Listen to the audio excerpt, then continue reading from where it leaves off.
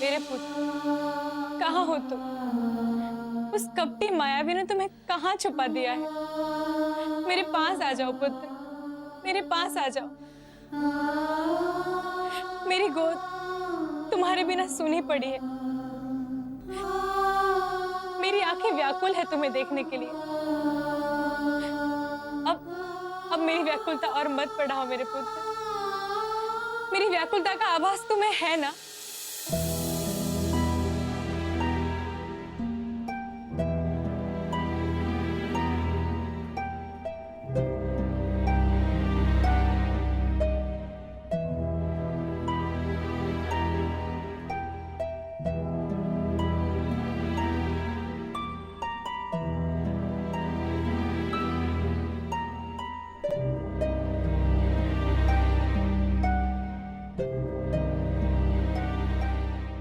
गुरुदेव ने तो ये कह दिया कि नीलाद्री के आश्रम से मनचक्षु तक पहुंचने का मार्ग का पता चले, किंतु कैसे? नीलाद्री तो स्वयं एक महर्षि है। मायावी रूप धारण करके भी ये नहीं जाना जा सकता कि मनचक्षु तक पहुंचने का मार्ग क्या है।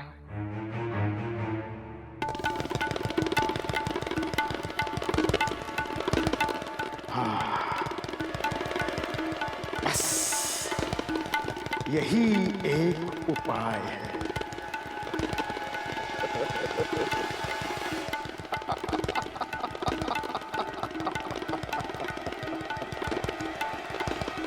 यही एक उपाय है।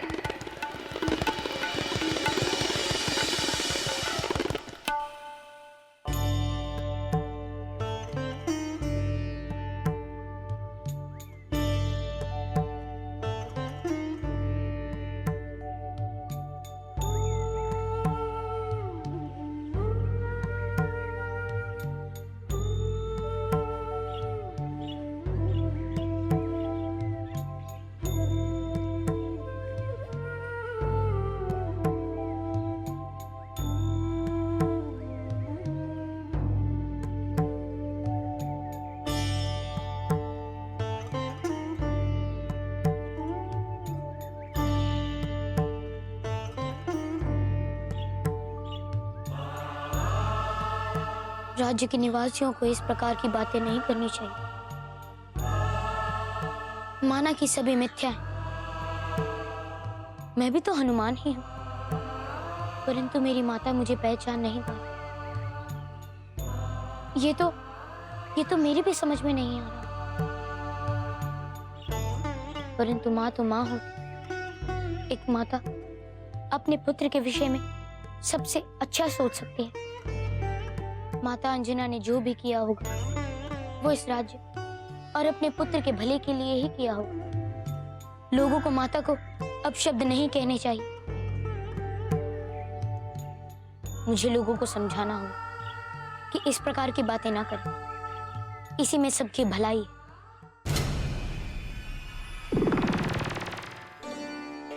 प्रणाम ऋषिवर।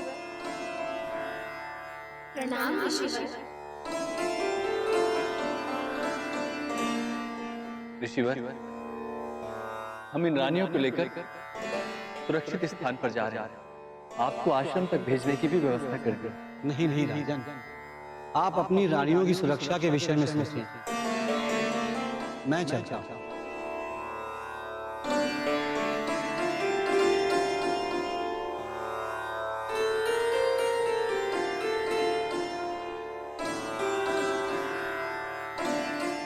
आयुष्मान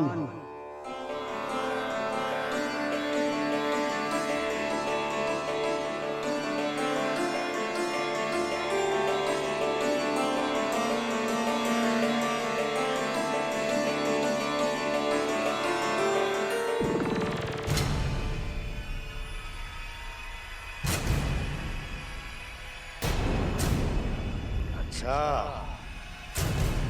तो ये है वो भेद। हे विष्णु!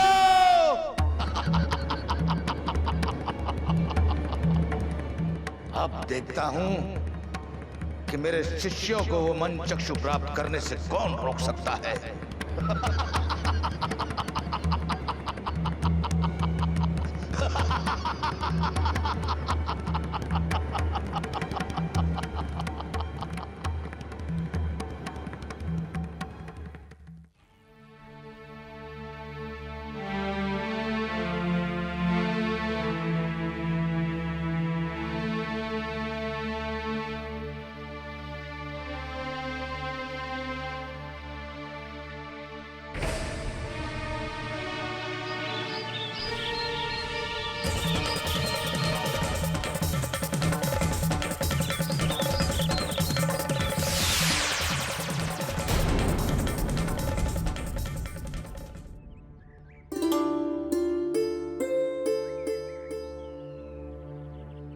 हे देवी,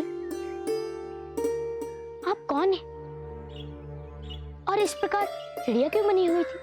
एक श्राप के कारण। आज आपके कारण मुझे इस श्राप से मुक्ति मिल गई है। किंतु आपको श्राप कैसे लगा? मैं एक साधिका थी, ऋषि करुणाचार्य की सेवा करती थी। एक दिन भोजन पकाते समय मैंने ध्यान नहीं दिया और अचानक एक चिड़िया का अंडा पात्र में गिर गया और पक गया। हे प्रभु, एक जीवा जन्मा ही समाप्त हो गया। हाँ, जब ऋषि करुणाचार्य ने देखा कि उनके भोजन में अंडा पक गया है तो वो क्रोधित हो गए और उन्होंने मुझे श्राप दिया कि मैं एक चिड़िया बनकर अपने ही अंडों को फोड़ती रहूं और जब तक कोई गिरते हुए अंडे को नहीं बचाता मैं श्राप मुक्त नहीं होंगी। और आज मेरे द्वारा आपके इन गिरते हुए अंडों को बचाने के कारण आप श्राप मुक्त हो गए। हाँ, और इसीलिए मैं आपकी बहुत बहुत आभारी हूँ। मैं अभी ऋषि करुणाचार्य के पास जाकर अपनी कृत्य के लिए क्षमा मांग सकती हूँ। आपको कभी यहाँ मैंने देखा नहीं। आप है कौन? देवी, मैं सुमेरु निवासी केसरी नंदन हनुमान और मैं विष्णु भगवान के बताए मार्ग पर निकला। मुझे किसी प्रकार के संकट को दूर करना। ओह, तब तो वो अवश्य ही महाराज दिव्यांशु का संकट होगा। जी हनुमान, महाराज दिव्यांशु पर छाया संकट जो कदाचित इस राज्य और पूरे संसार के लिए एक अशुभ संकेत है। किंतु महाराज पर संकट है क्या देवी?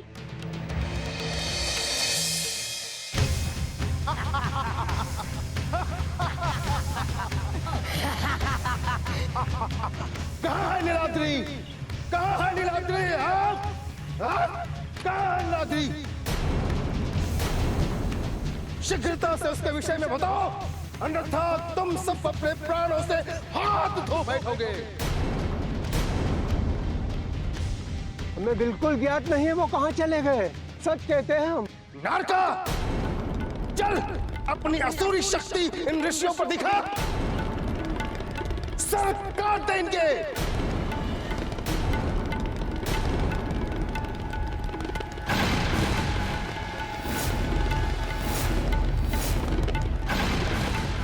ये क्या? मूर्ख, देख क्या रहा है? चल। किंतु चाचा, इन्हें मारने से हमें क्या लाभ? हमें तो नीलाद्री से कार्य है ना।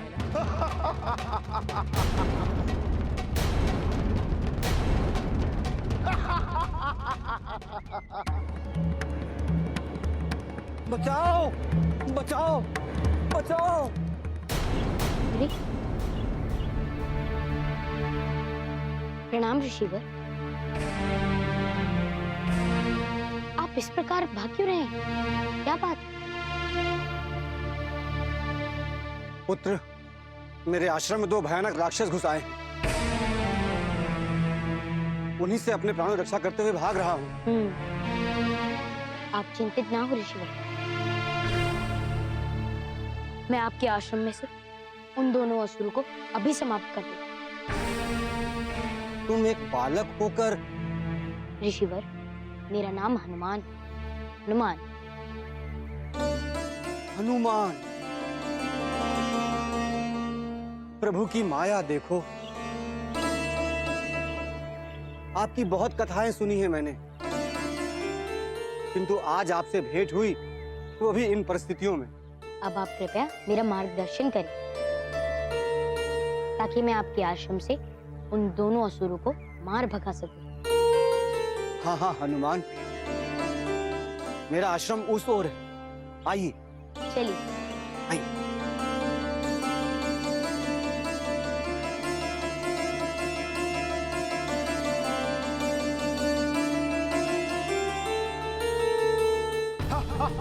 देखो हमें कुछ नहीं पता, हम सच कह रहे हैं। कुछ नीलाद्री के बुलाओ उसे, नष्ट कर दूंगा मैं, सब कुछ नष्ट कर दूंगा मैं। बुलाओ, एक काम दुष्ट बुलाओ नीलाद्री के, प्रस्तुत करो उसे।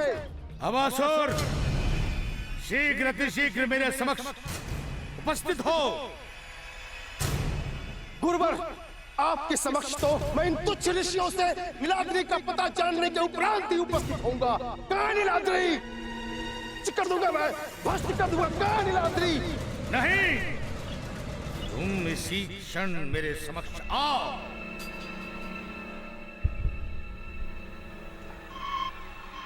स्मरण रहे, मैं पुनः आऊंगा।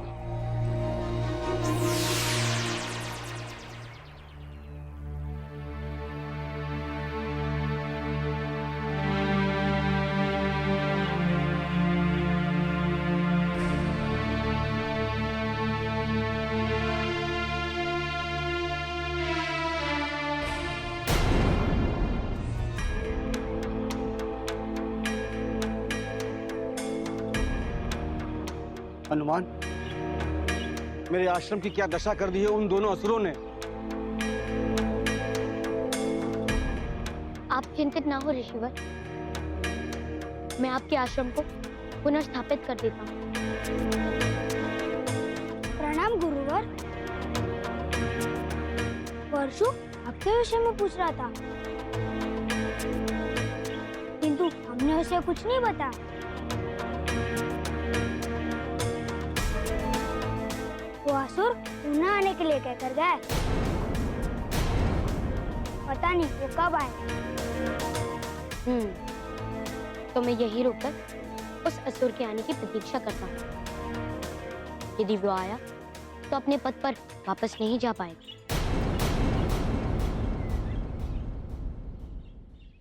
इस प्रकार हम दोनों को बुलाने का कारण गुरुदेव?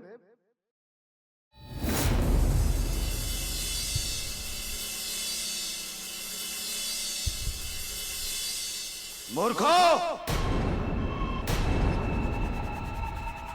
तुम्हें यहां बुलाने का कारण जानना चाहते हो तो सुनो। मैं सारा कार्य बड़ी गोपनीयता से करना चाहता था,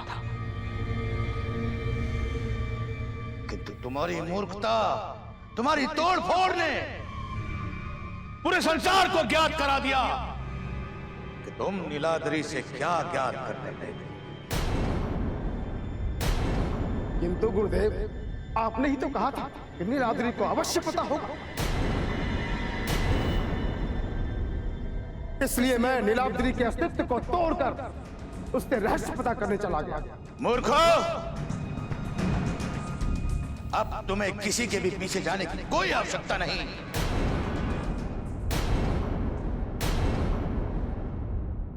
अब तुम्हें किसी के भी पीछे जाने की कोई आवश्यकता नहीं, क्योंकि मुझे ज्ञात हो गया है नीलाद्री कहां गया था और क्यों गया था। क्यों गुरुदेव? राजा दिव्यांशु और उसकी होने वाली संतानों को आशीर्वाद देने के लिए।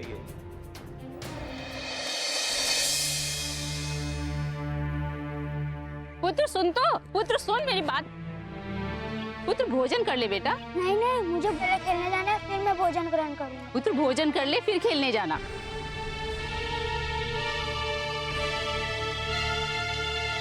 पुत्र सुन तो। नहीं माँ, पहले मुझे खेलना है। पुत्र भोजन नहीं करेगा तो शक्ति कहाँ से आएगी? चलो पुत्र खाना खा लो। नहीं माँ, पहले मुझे अपने मित्रों के साथ कंडुक कली का खेलना है। पुत्र अगर खाना नहीं खाओगे तो शक्ति कहाँ से आएगी?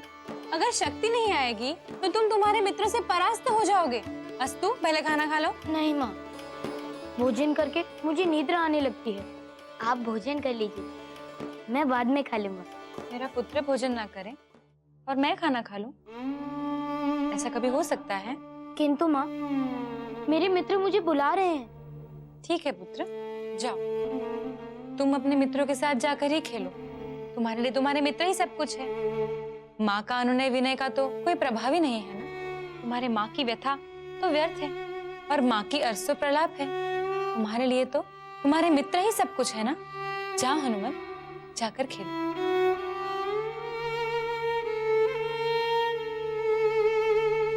नहीं माँ, आपसे अधिक मेरे लिए कोई भी महत्वपूर्ण नहीं, और आपसे अधिक मैं किसी से भी प्रेम नहीं करता। आप रोइए मत, मैं कहीं नहीं जाऊंगा, कहीं नहीं। आप भोजन कर लीजिए, मैं आपको अपने हाथों से भोजन कराऊंगा। नहीं, पहले तू खा ले, फिर मैं खा लूंगी।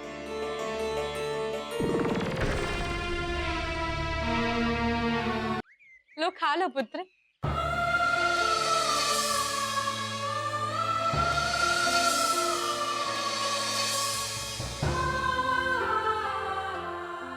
पुत्र भोजन कर लो फिर खेलने चले जाना। नहीं माता, मुझे भोजन नहीं करना। पुत्र भोजन करोगे तभी तो खेल सकोगे ना।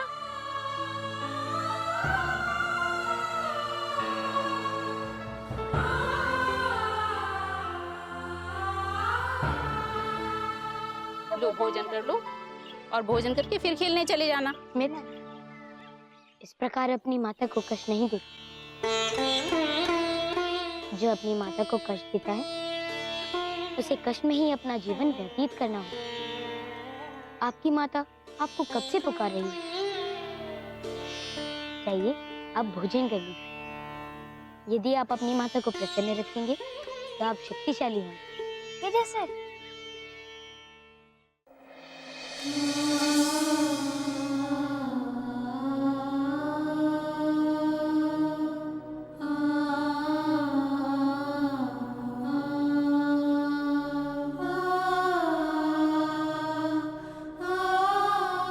देखिए, आपने अभी तक भोजन नहीं किया।